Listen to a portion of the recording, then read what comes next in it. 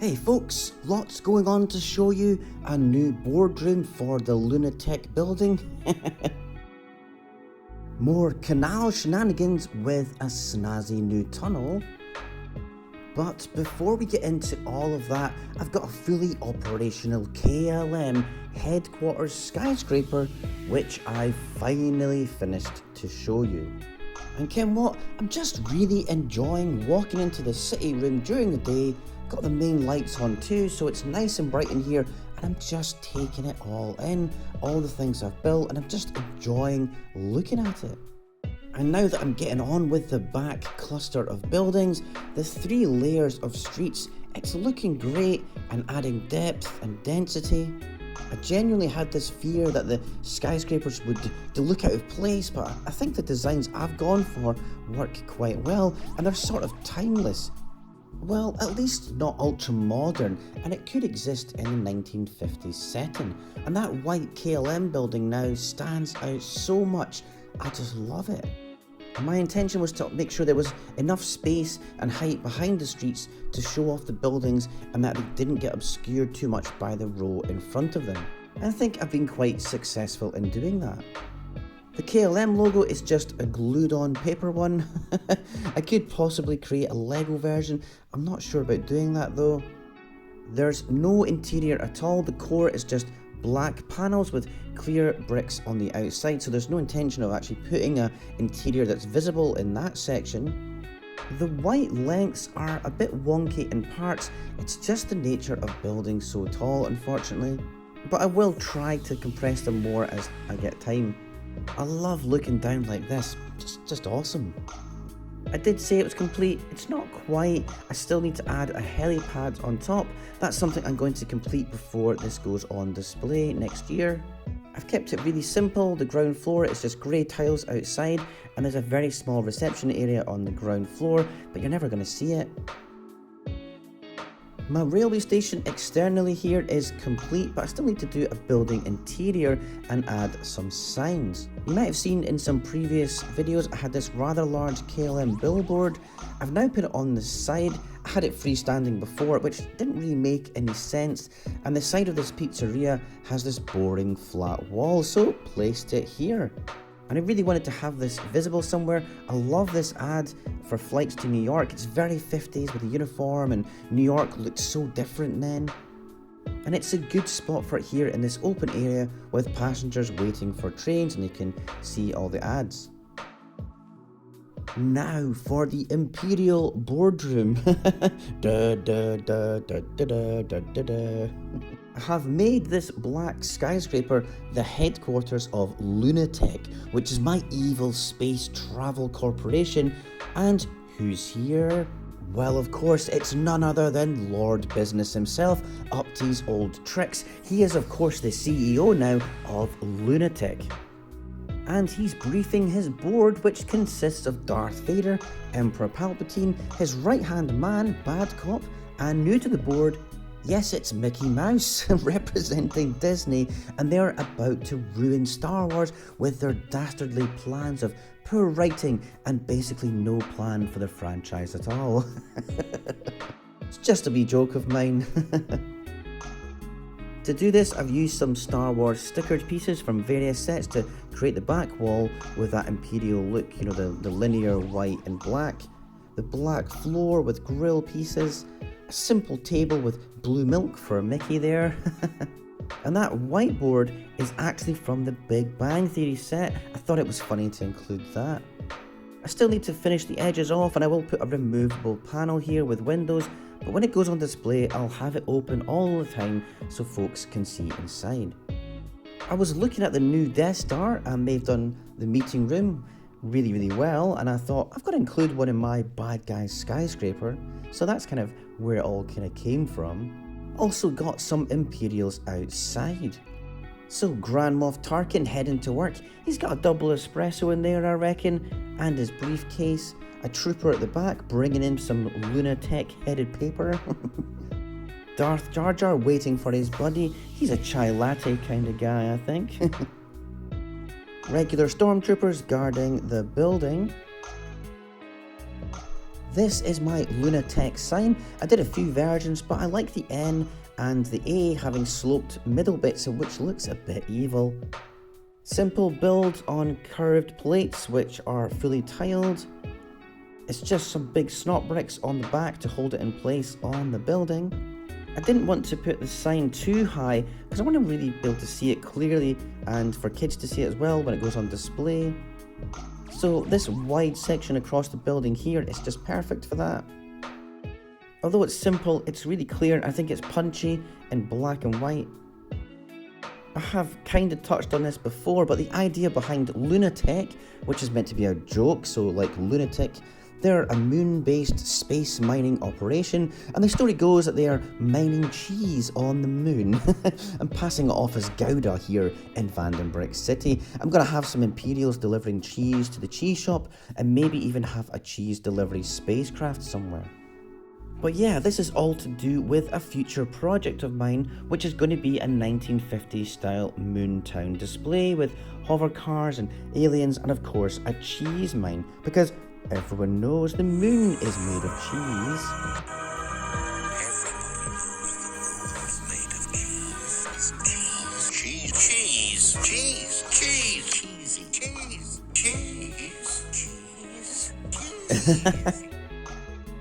Yeah, so that's going to be a thing. Anyway, the other canal, my wee one, which I made this snazzy tour canal boat for, and a tunnel, ta-da, which is done using a mirror sticker. So just like this, it's really simple. You just peel it back and whack it on the space you need. You can cut it as well, and it's great. Look at that. You wouldn't know. And it was only £3 on Amazon, so fantastic. It's a very small bit of water, and I finally did get trans clear tiles to finish it, and I've added a load of foliage to the edge against the railway, so I think it looks quite lovely now. I also finished the staircase up to the hotel and rebuilt the wall around it, so it's looking much better. She's taking a photo of the windmill. It's a big tourist destination in my city. And the guy on the boat also has a camera. Yeah, I'm really pleased with this wee area. It's just looking so nice. I've got this canoe fella to add here. He's got a camera too. I just thought it would just be nice to maybe populate this a wee bit more, and it's nice to have another wee vehicle and a guy. So, I'm totally done with this section now. The whole bit is finished and it's looking good. I recently got a Highland Regiment soldier with bagpipes on our visit to Fort George recently. He's not real Lego, but hey, it's fine. He's cool. Got him outside the Scottish themed pub, of course, and he's impressing the barmaid with his tunes. I'm bit by bit adding and moving some figures. I want to create more stories, and eventually I'll have some more sort of joined up and connected storytelling in the city with things going on all over the place. I've added more animals and some folks in wheelchairs. For the Birch Books bookshop, I've got C-3PO waiting for a bus with R2-D2. It's a little reference to what I had way back when I did my first city back in like 2015, 16, and I had them waiting for a bus in that original version. And I've finally upgraded this building properly with some new windows and recolours of the exterior and a redesigned rooftop. And the goal, of course, was to make it more European and as kind of Dutch as possible, because it really wasn't good enough before. The roof has the sign now up here instead, and this small attic space with an access hatch looks quite good. I went for a grey sloped roof instead of what I had before, which was this enormous chimney, and it just didn't look right. I think now as well, in this row of buildings, it just works better. It is actually quite a large building on the corner here if you compare it to the rest of the street, because I've got very thin, narrow buildings. And it could end up being too tall and blocking at the view behind as well, so I didn't want to add an extra floor, so I was careful not to make it too big. And the curved chimney is simple really, but it's a nice Dutch influenced design, and I think it works and it fits in nicely. That round window, I'm not really a fan of it, It is a dead giveaway that it was Sanctum Sanctorum, but you know, I don't really mind. I think it's better to keep the window as it adds so much character to the building. It makes it more interesting. And I think those in the know when they see this on display will be like, oh, that's the old Sanctum Sanctorum. Oh, what quite a big transformation you've done, you know? The back was interesting. I changed the doorway, added a complete window on the left, tidied it up a bit, and just kept it simple elsewhere.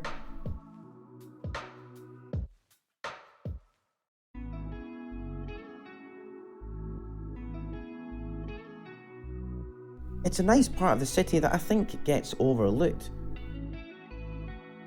I've populated the back a bit more now, got a lassie on a moped and some more figures.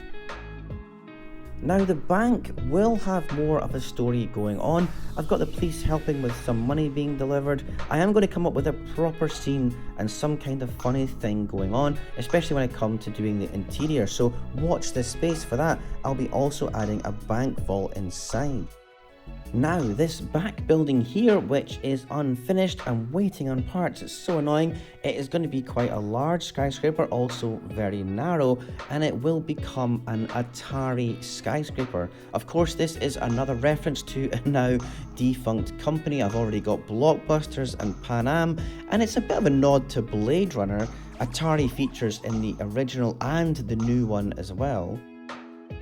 Funny actually, this was the HQ of Atari back in the day in New York. Quite an old-fashioned building. I love it. Apparently there were plans for an Atari hotel. I don't think it's happening though. And this is some designs for that. It's kinda quirky, eh? Very modern looking.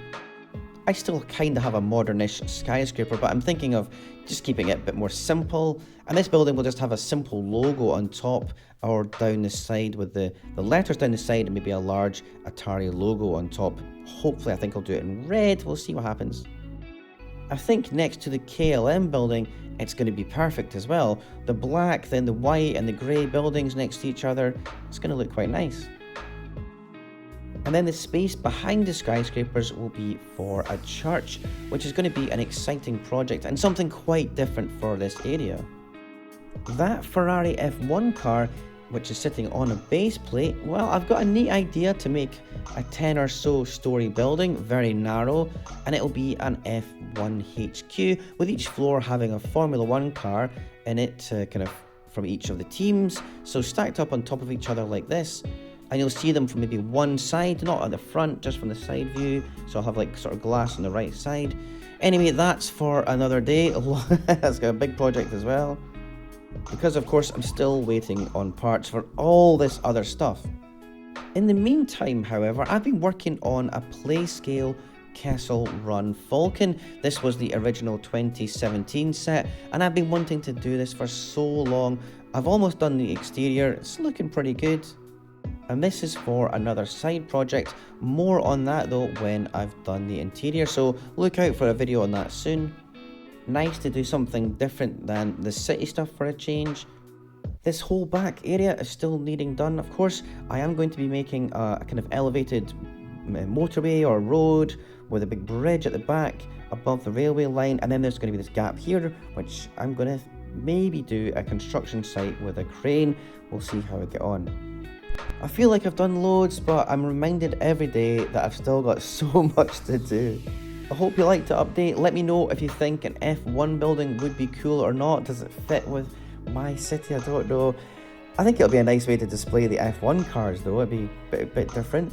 Anyways, let me know what you think and I'll catch you in the next video.